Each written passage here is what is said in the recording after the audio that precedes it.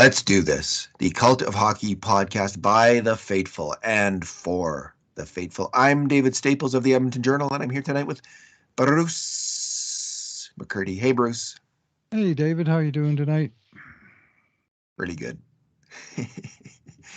That may have been the most enjoyable, like just from a pure dopamine perspective, little things that made me happy in a game. That might be the highest dopamine game of the year, Bruce. Just endless little highs throughout the game, from the Oilers stars outshining the Toronto Maple Leaf stars, to all the goals the Oilers scored, 7 in total, 5 of them. 5-2 win over the Maple Leafs, and an absolutely dominating performance where the grade A shots were 12-5 for the Oilers, and the 5 alarm shots were 8-1. Wow. Trying to remember the one. Because it wasn't the goals, was it? Like no. They were kind of both outside shots. They had really one at the end of the first period. 41 left in the first period. Right. The dynamite line was out there, and I can't remember what happened. Okay. All right, Bruce, this is our Two Good Things, Two Bad Things, and Two Numbers podcast, and because it's a high dopamine night, we're going to go with 2 good things each. What's your first good thing? Yeah, well, I got to go with Connor McDavid. Go way out there and pick a dark horse for the first good thing tonight. Connor lining up against his old friends from Toronto, and he had a very, let's say, high event game. Well, officially, he only had 3 shots on net and no hits. He sure got hit a couple times. He really got hammered in the corner by one Justin Hall of Toronto, who met his just desserts a little later in the game. And he got run into the net by another Toronto defender. He drew at least 1 penalty. He took 2 penalties, but most importantly was his work around the net, where he scored 2 goals for the Oilers, set up a third, and saved one that he fished out from his own goal line behind everybody in the middle of the second period, that when the game was still relatively close. And he did so in his usual elegant manner. He didn't just sort of blindly shovel the puck out, but he sort of recognized he had a split second, and he pulled it right out the open side and on up the ice. So it's just so much that he does. And I mean, 5 2-goal games in a row. And he had all 3 of his points in the first period. And at that point, he'd run his streak up to 16 points in 11 periods. 16 points in 11 periods. Because he scored 3 in the third period against Philadelphia. Then he got 4 on the road trip, 4 in each of Pittsburgh and Columbus. He scored both goals against Boston.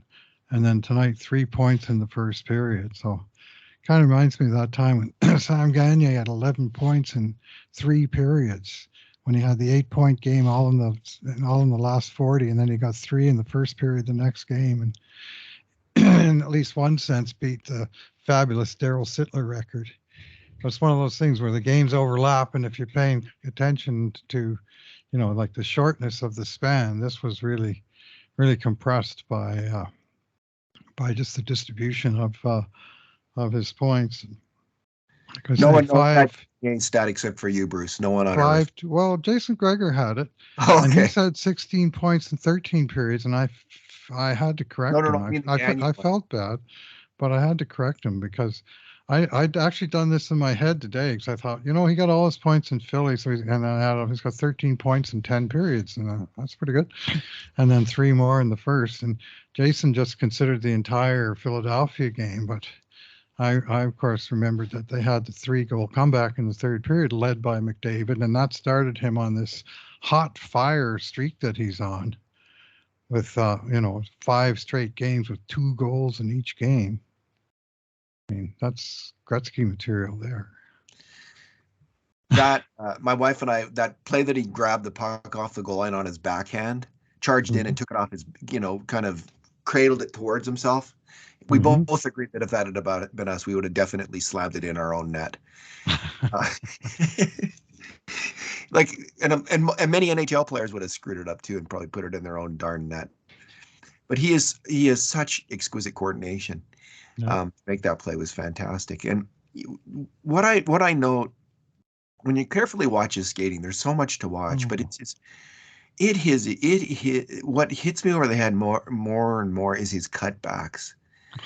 His cutbacks in either direction are just, they are the best in the world.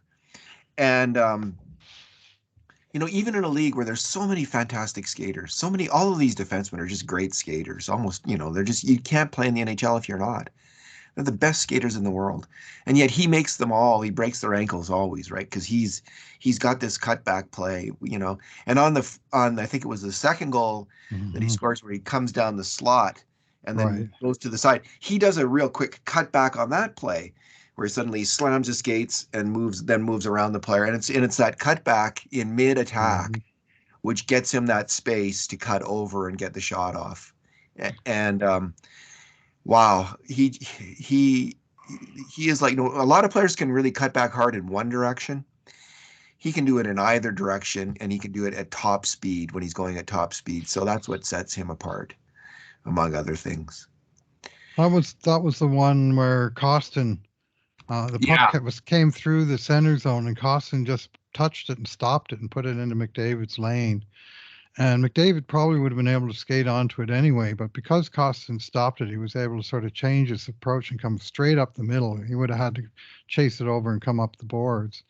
So he came up the middle, and there was two defensemen standing in front of him. It looked like a 1-on-2, and then he did this basically 90-degree hard cut to his left yeah, and beat the right defenseman to the outside and left the left defenseman completely out of the frame. Like he turned the 1-on-2 into a 1-on-1 and effectively a 1-on-0 because the one guy had no chance to stop that kind of elite move. You would need a very high end skater to be able to handle that and stay with him. And then he found a hole in uh, the somewhat holy, although he was way better later in the game, Toronto goalie brilliant. Yeah. Ilya Samsonov.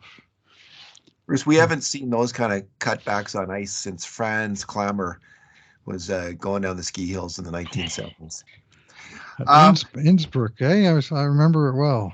He wore Haunted number Tunnel? Is that 15. He always had the top seed at the end of the first seed, and he was in Innsbruck, and he was, of course, the hometown hero. And it was just a fantastic. The speed was breathtaking, even on TV. Yeah. I didn't even watch the last Olympics in China. I don't think I watched. I might have Mm, watched 5 minutes of it. yeah. Anyway, um, Bruce, my good thing are the two goals. There was lots of nice rush goals, including Hmm. fantastic move by pass by Fogel and an incredible move by Ryan McLeod. But my two good things are the virtuous cycle goals. Excuse me, and there was two of them. So the Hmm. first comes with a minute 55. Actually, it doesn't. That's when the goal is scored, but it starts 43 seconds earlier. The first one, and that's the one with McDavid winning a faceoff in the offensive zone, and from then on in, the Oilers don't have continuous possession, but they have pretty much close to full full possession for 43 seconds until they score. And McDavid, Derek Ryan is involved in that one. Let me see who else. Yeah. Hyman Hmm. and Ekholm, and and it ends up with the puck in the corner. McDavid gets it, and he skates towards the blue line and lays it off for Ekholm. Takes it down and lays it off. Kind of Hyman gets it, and then he takes it out to the slot, gets off a shot that's blocked, and then he makes an incredible shot where he's going one way and he shoots the other. Such a difficult play to execute and a near impossible shot for the goalie to stop, especially when there's some He was screening going on. lost at sea. Samsonov was probably 2 feet away from that shot. He was sort of drifting to the left, and it came in on the other post, and He just had no prayer. He was He moving away from the puck as Yeah, it he was lost at coming seeing in. McDavid's goal too. That first one, where Draisaitl shot Yep. it, and then he lost his net there a little bit. The second one starts with a defensive zone face off. Leon Draisaitl wins it. And this one, this sequence where the Oilers again almost have continuous possession is for 30 seconds, where they take it from one end to the other. Leon takes it, dumps it in, and then hustles in. And Leon, there's been talk that he's playing hurt, talk that he's been injured, might have the leg injury, hasn't really completely healed from that nasty, vicious, idiotic play from Mikey Anderson in the playoffs last year, which I will remember for a long time, I feel. Mm-hmm. And but Leon looked like he was completely healthy tonight. Like it was, and it might have been the first time this year where I really felt that, where he just looked like he was flying out there, like he was just moving freely, no pain, nothing from his injury. Just looked fantastic. So I hope that's the case, that he's completely healed. It sure looked like it tonight, Bruce. He had a whale of a game. So he rushes in on the forecheck. Mm-hmm. He wins the puck. Other people are involved as the puck. Toronto gets possession of the puck at one point, and they kind of gives it away again. And in the end, Nurse makes a great pinch up the boards to win it back. And Nugent Hopkins then puts it over to Nurse. Nurse puts it over to Cece. Cece takes an outside shot, and Kader Yamamoto, seems like he only scores now on deflection goals almost, Yeah. but he deflects it in. He's And very, very very good at nice, deflections. very nice deflection from Yamamoto. And that particular virtuous cycle lasted 30 seconds, and it was 30 seconds of pure Oiler joy. Yeah, they were all over him. I mean, Leon, like his when he skates determined like he did tonight, good luck stopping him.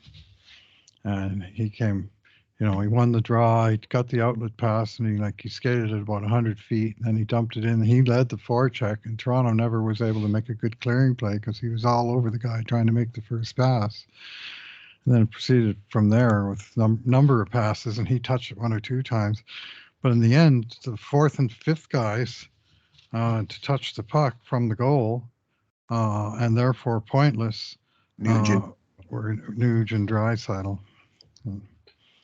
And then the plumbers got the job done, but it was a 5-man effort all the way, and a beauty tip.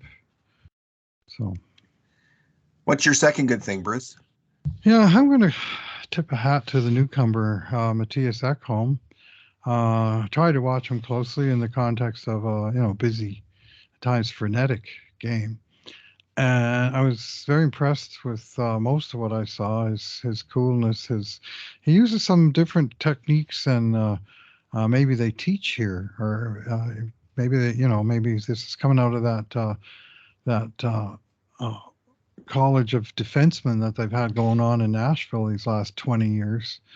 But I absolutely loved the way this guy understands and uses the boards, and the way he was angling opponents into the boards and just sort of cutting them out of space to go. Especially though how he banked pucks off the boards, whether it be a pass, just a simple like that power play drop pass that we've seen the guy slide down the middle of the ice. And what he did was he drilled it off the sideboard so that but it came into the middle of the ice with some speed, and while McDavid was skating right onto it, and it just sort of added to the speed of the rush. Or a little clearing play he made along the wall where Toronto had the pressure on, and he got the puck for about an eighth of a second, and bang, he drilled it right off the dasher, and it popped up in the air and over the defenseman's head and out of the zone. And just the authority of how he shot that. It's an innocuous play in one sense, but it's a pretty important play to clear the zone when you're under pressure for a while. And I would bet you that he could shoot that puck off the boards in the same way and would pop over the defenseman most of the time, just because of the velocity that he had on it. And I obviously a smart player and a smart defensive player in the right places. He may have been behind the play on one rush that Bouchard was kind of left back on his own. uh, and arguably he was not quite in the shooting lane on the Marner goal that made it 5-2. Yeah, kind of And, tough on that one. But yeah, I agree. and otherwise, just I thought lots of smart and lots of steady and physical, not in the sense of booming checks, but just sort of being in the way and being hard to get around or through.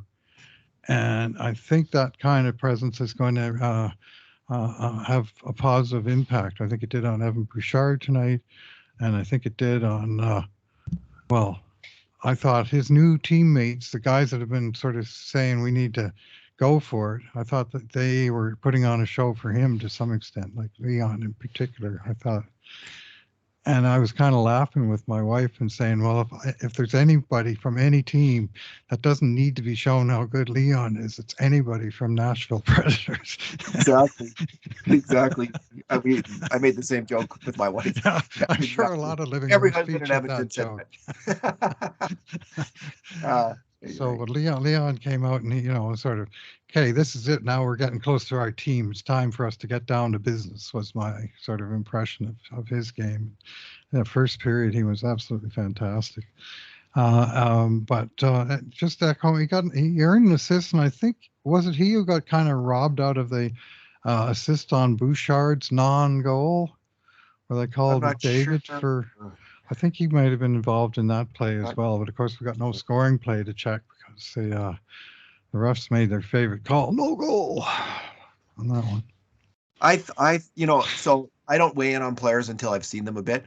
Hmm. I'll give you my first impression though. Like Sure. it just, it changes. He just seems to change the complexion of the Edmonton Oilers defense. Nothing against Tyson Barrie, but Ken Holland has talked about wanting to have some big bodies back there, some size back there. Size matters. It matters a lot. You know, if it's combined with a really good player. Tyson Barrie is a really good player. Like there's nothing wrong with him. He's he hangs in there on defensive even strength. He's, I would say, scrappy. That's kind of a Hmm. word that's used for the smaller player. But there's a difference with the Desharnays and the Ekholms back there. It just changes. If the Oilers had gone with 7 defensemen earlier in the year, we would have had Murray and Ryan Murray and Barrie, 2 smaller guys instead of these 2 giants. Hmm. And it transforms the Edmonton Oilers defensively and on the penalty kill. Like it's just great to have these big guys. And Ekholm, you can just see my first impression. He's got tremendous defensive hockey IQ. Hmm. Kinds of things you're noticing. He's not a big hitter. You look at his hitting stats, and he's not a big shot blocker either. But he's just a really smart, effective defenseman with the puck and without it. Fundamentally sound, getting the job done. And man, is that ever welcome on the Oilers blue line? Oh, Because they well said. they have been leaking goals. It's been mainly a goalie issue all year, frankly. But the defense needed to get bigger, and they needed people who could kill penalties, and they needed people who Yeah. could play in key moments, like with a minute left in the period, who can just shut down the other team.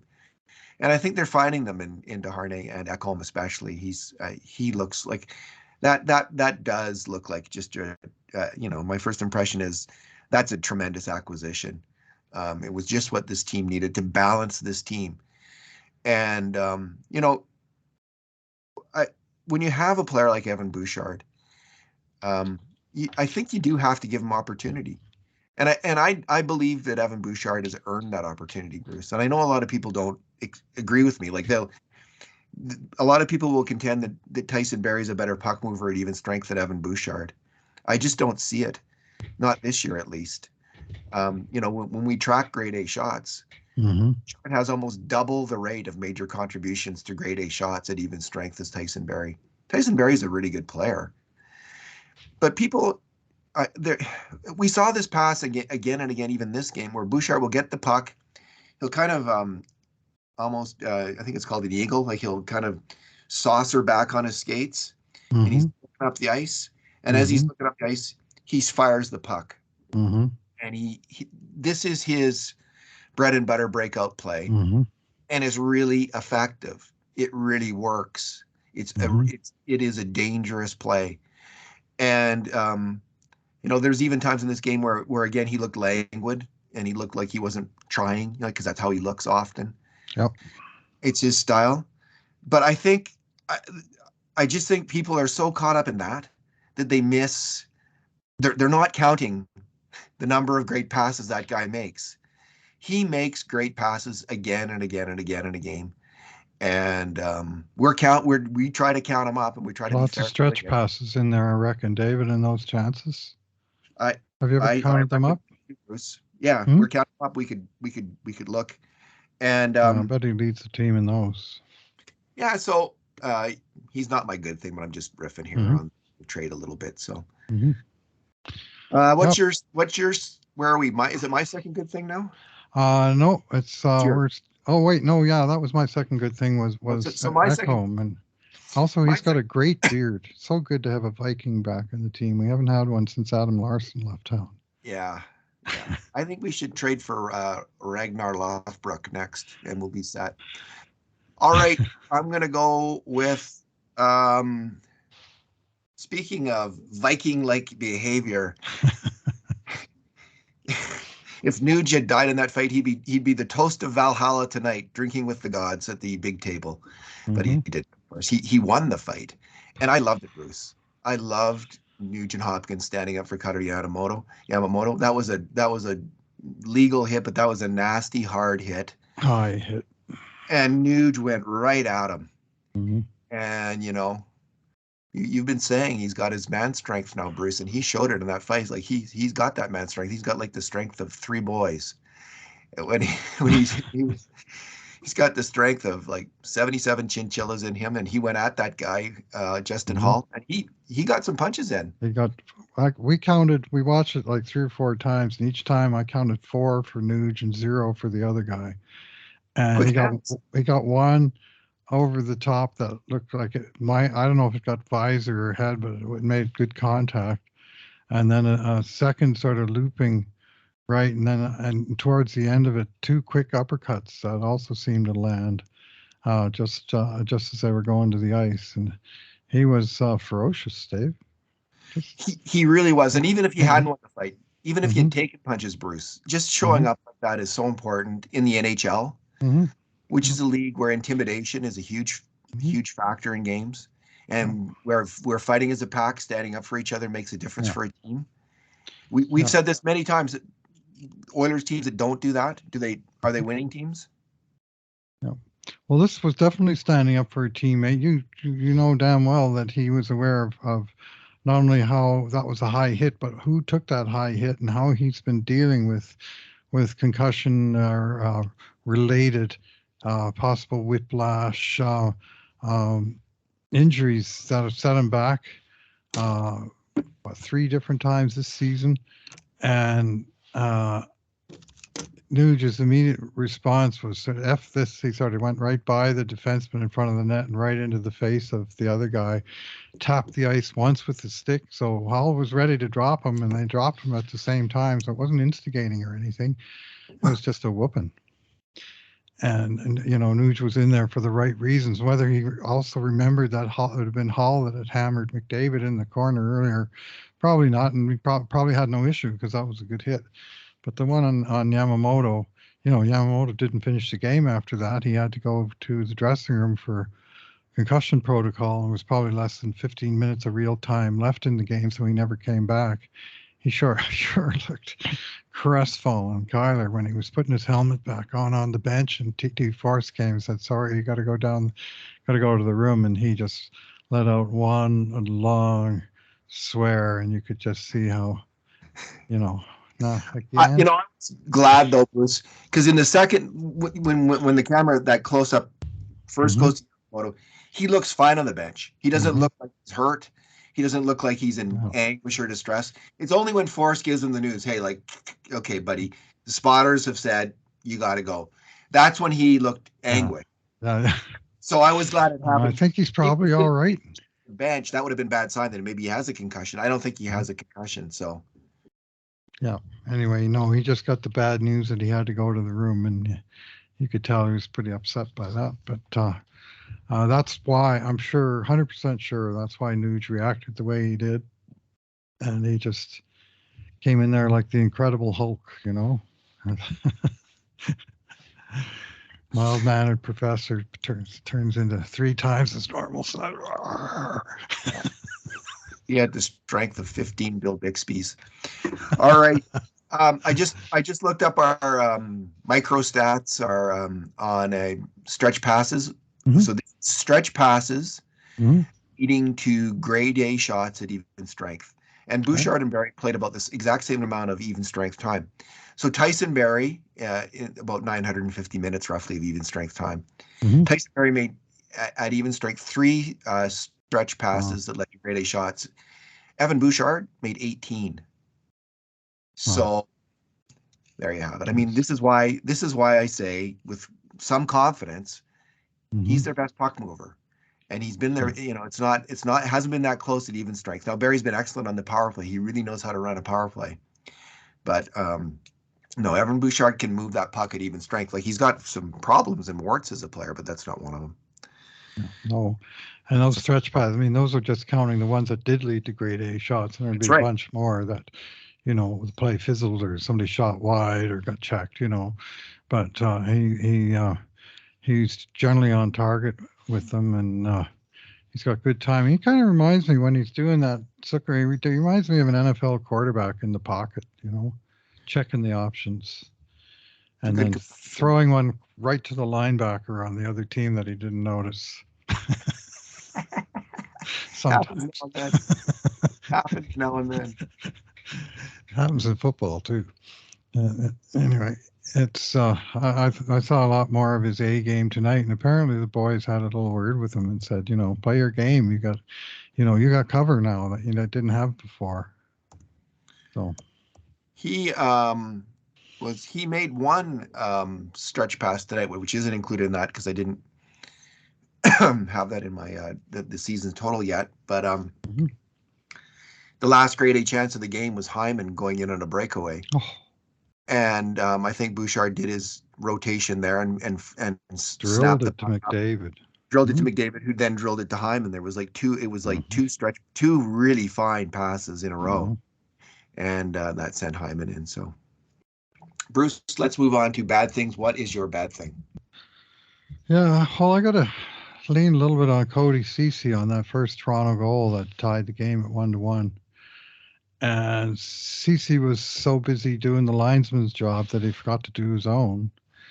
And there was a kind of a weird zone entry at the blue line. I'm still not convinced it wasn't on offside, but I'm not convinced that it was. Like the puck popped up into the air, it got swatted down, it kind of landed right on the blue line. A Toronto guy burst across the line before the puck broke the plane. Is that how I saw it?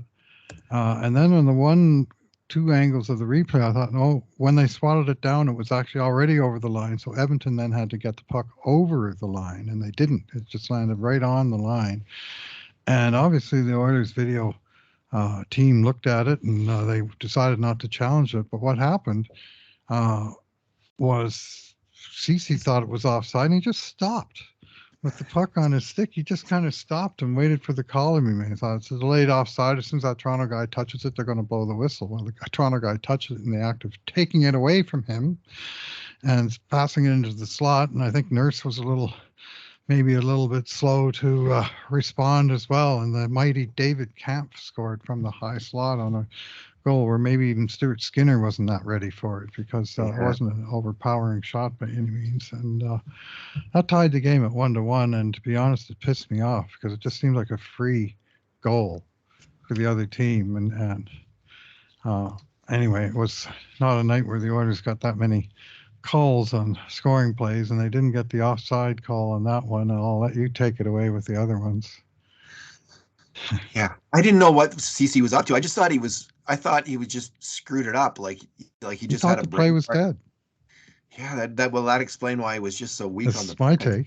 Couldn't figure it. Yeah, he thought the play was dead. You're right. That's obviously what happened. But when I was watching it, Mhm. I couldn't figure it out. I just thought, well, he looks like me, kind of waddling around on the ice. Like, why is a professional player doing that?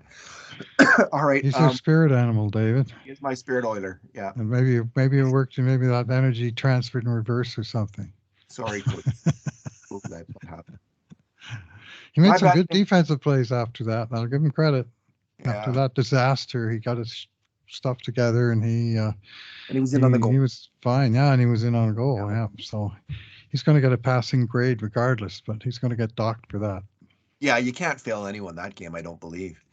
Um, Bruce, my first bad thing is Bouchard's goal that was called back. And, after wandering in the desert for whatever, 40 days and 40 nights, Bouchard finally 40 scores. games. And he was so happy to score. Like there was this weird close up of him where like he had like a billion emotions on his face all at once. And it was kind of like, oh no, like that McDavid probably said great shot, which it was, right? Zings it in off the post. And he said, "Oh no, it's a pass," and that was you. And then he's like, but you can see how happy he was. And then it For gets the called, split second, yeah. and then it gets called back. It was rightly called back. McDavid did plow into that guy, Bruce. You can't. That's interference. That is interference. And he didn't have to be that aggressive. He could have I made the think same he would have play. scored anyway, yeah. I think he would have scored anyway. He just needed to move towards him and block him from Yeah. making the play. Kind of went But through him, eh? he was a little too aggressive. That was it. I think that was a penalty, and it was the right call. The next goal called back is Warren Fogel's goal. I can't remember who Not a shot it right with the call. echo. But what a what comes to mind is that play 2 or 3 weeks ago or a week ago with Stuart Skinner, I think, or was it Campbell? It was one of the Campbell with the had the puck under his pad on the under his post, foot at the side of the post for one and the steamboat, ref is two waiting for steamboat, 18 three steamboats. steamboat, Yeah. four steamboat. Like he needed to hit 10 steamboats. Well, Mm-hmm. this was one microbot that it just there was no time. He just immediately called the whistle as soon as it hit the goalie almost, Mm-hmm. and took away a goal from Warren Fogle. And goals are significant for NHL players. I They guess matter. Like they matter to the context of the game. That would have restored the 4 goal lead and removed the doubt. Where at 5-2, you think, well, you're in really good shape, but if somehow they get one. And I was most nervous when Hyman took a bad penalty on a power play and they had a 4-on-4 for about 40 seconds. I thought, well, if they score in this 4-on-4, it's 5-on-3, or it's 5-3, and then they still have a power play, and then it's game on potentially. But that was they the Leafs were they never got really in they this got one. through that. No, no, they weren't. Yeah. They didn't come close to scoring, but Edmonton mostly controlled. Here's my question. Like, so the ref, he made a mistake. I'm sure he Mm-hmm. realized. Like, if he watched the replay, like he would realize he made a mistake and he would feel bad Oh, about it. he knew it before he pulled the whistle out of his mouth because he already saw the puck in the net. He thought, maybe he didn't have it. Well, that's my question. If you blow, could he have said whistle was blown inadvertently and called it a goal? There are some plays where they say if the goal was going to be scored anyway, um, the whistle has no effect. Like it doesn't change the action of the players on the ice and the puck. Sort of continuous action goes in the net. I would make the argument that this was one of those. Yeah. But apparently there was. I mean, Fogel hadn't quite chipped it in, but he was clearly in the motion of just chipping it into the net. It was kind of a freebie for Fogel on a bad rebound. But the ref thought in the corner behind the goalie with the play facing the other way. And I have the same advice for refs on plays like that I've had for the last probably 50 years. It probably took me a few years to develop this advice. If the goalie's got the puck, if you think the goalie's got the puck, wait a second.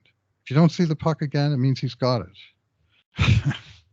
Don't have to instantly blow the whistle because you think he's got it. That's going to get you in trouble. And that got Lecuyer, Frederick Lecuyer.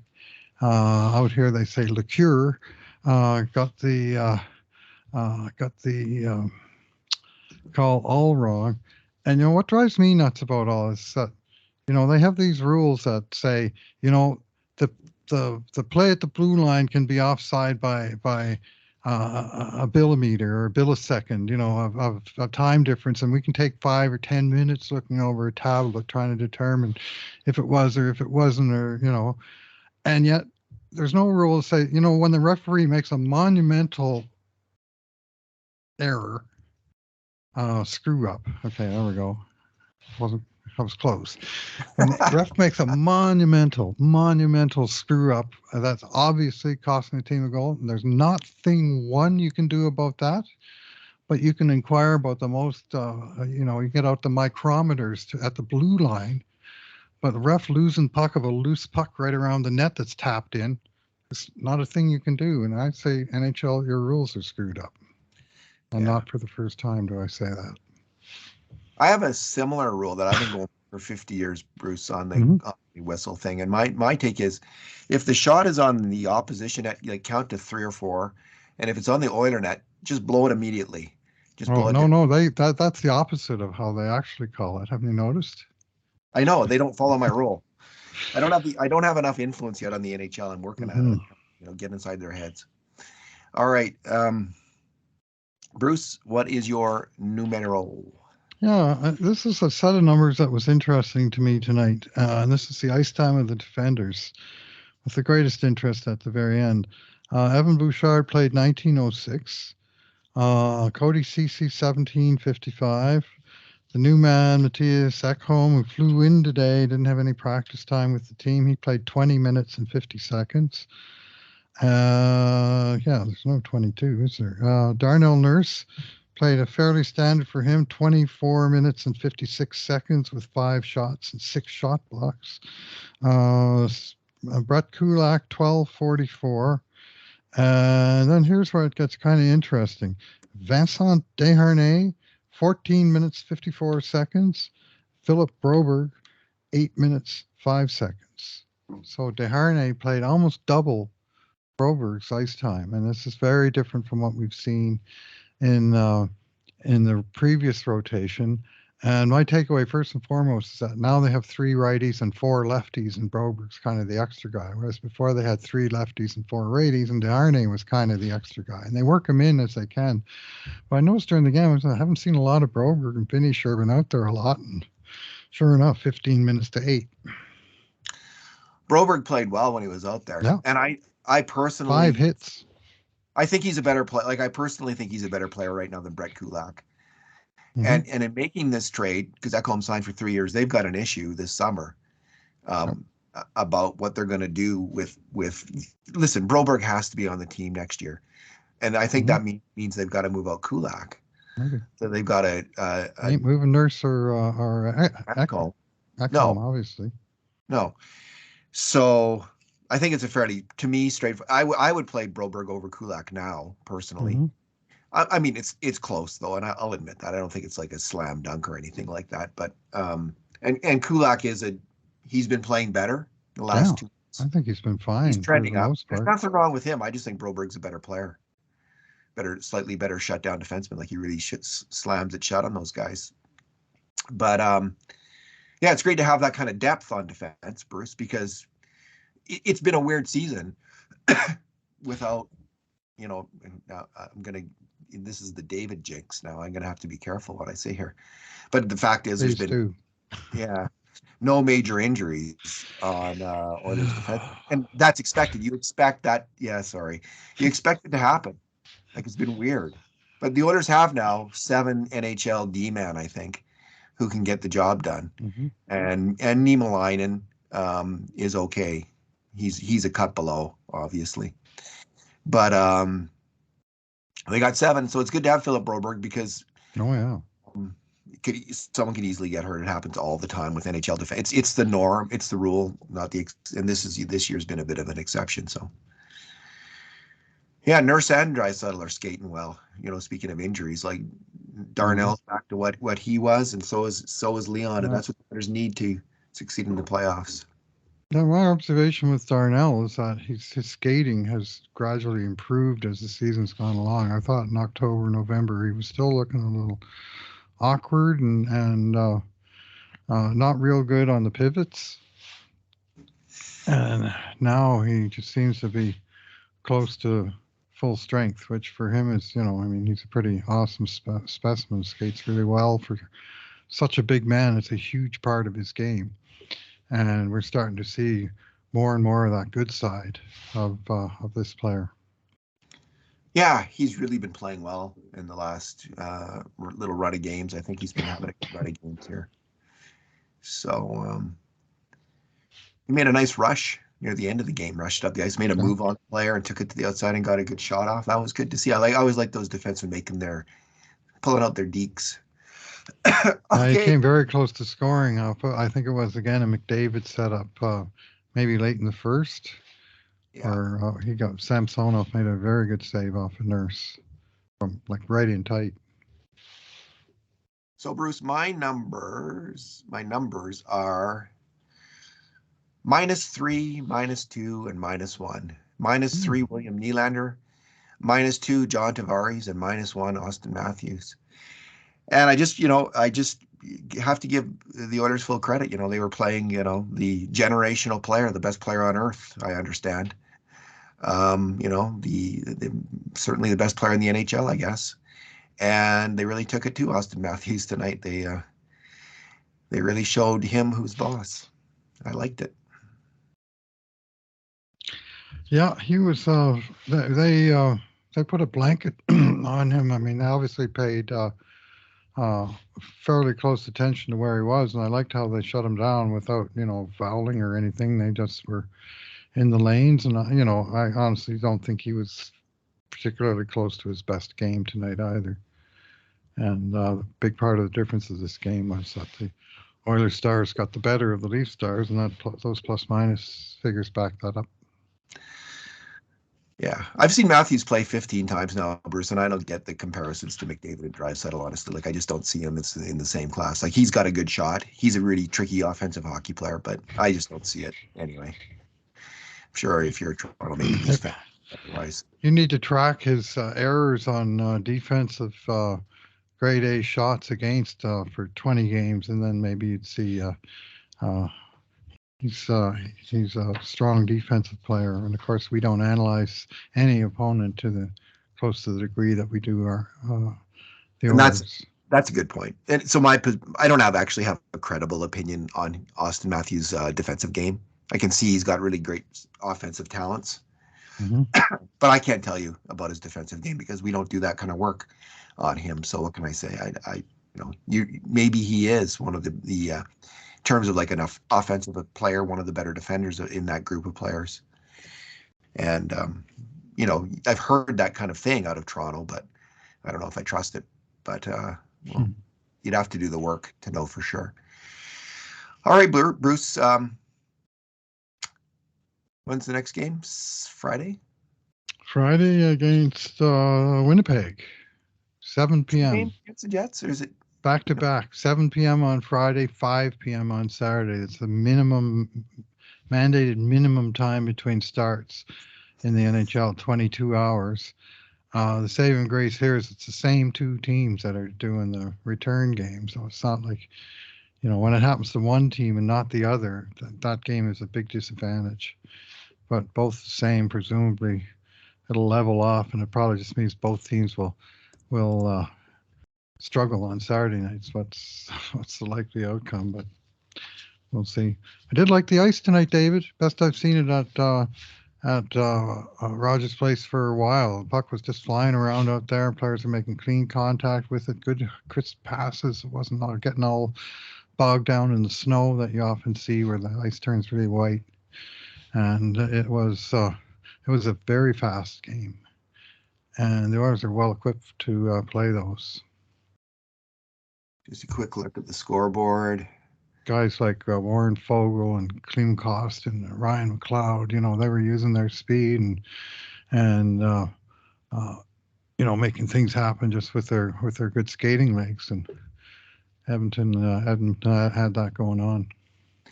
One piece of good news on the scoreboard tonight, Bruce. The Devils beat the Avalanche 7-5. So, nothing else definitive to report. The other games are still on. All right. Well, you got the game grades, eh? Yes, sir. Getting down to that next. Good luck with that, and thanks for talking tonight, Bruce. All right, and farewell. Yes, the Puljujärvi. We didn't really talk about the trades, and Tyson Barrie, two guys that I enjoyed rooting for over these past number of years, and going to miss them. Hopefully the transactions make the team better, and obviously that's the goal here. But always a little sad to see favorites, or just longtime Oilers leave town. But such is the nature of the beast. Anyway, thanks for listening, everyone. Yeah, I'll just add Mhm. saying best of luck to Tyson Berry. Best of luck to Yasipuyu Yarvi. He pronounced his name correctly for the fans on a little Oh yeah. video today. It was funny.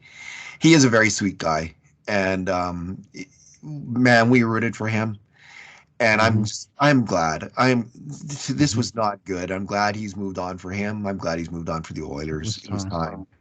It was time. And I suspect he's going to have more of an NHL career, maybe much more. But that story's yet to be told.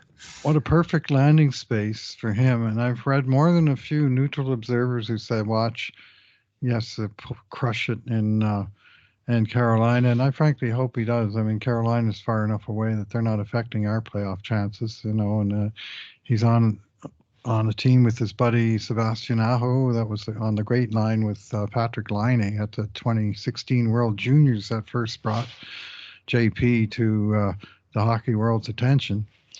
And they've also got like Toivu Teravainen on that team, Jesperi Kotkaniemi, Antti Ranta. Like there's a big bunch of Finns. And this guy, not the GM, but I think a powerful decision maker in Hurricane Country is Eric Tulsky, former blogger and analytics guy. I think that's the official term, who has found big success on the professional side of the hockey world. Very, very sharp thinker, and they just seem to make crafty pickups all the time in Carolina, and they got for the rest of the season. Even if he's just a fourth liner there, well, they got a top nine that's killer, and now they got a play pusher on the fourth line, and another one. It just makes them deeper. And they had room on the cap, so bring them on. And if it works out, they probably sign him for cheap for next year. I'm glad the Oilers were able to move him without having to swallow a draft Yes, pick back the other direction. That was my main concern. And so good for Ken Holland on that. yes, I think it was wise to pick up Puljujärvi. I think he can help your team win in the playoffs in the right situation. He could have helped Edmonton, but that was unlikely just given everything. And it was nice to see. I think it was Draisaitl who was wished him well, said yes. he missed on Instagram. So that was a really touchy thing, a classy thing to do. And as for Tyson Berry, man, like that, if I felt bad for him. He just loved being an Oiler. He loved being in Edmonton. He was a leader on the power play. He methodically had improved his game at even strength. He was a strong Oilers player, and I didn't like to see him go. Um, you know, I'll evaluate the trade as it goes along as I get to see Ekholm's game. But yeah, he's a loss. Him moving on is a loss to the Oilers. Thanks again, Bruce. All right. Thanks for listening, everyone. And in the meantime, and in between times, this has been another edition of the Cult of Hockey podcast.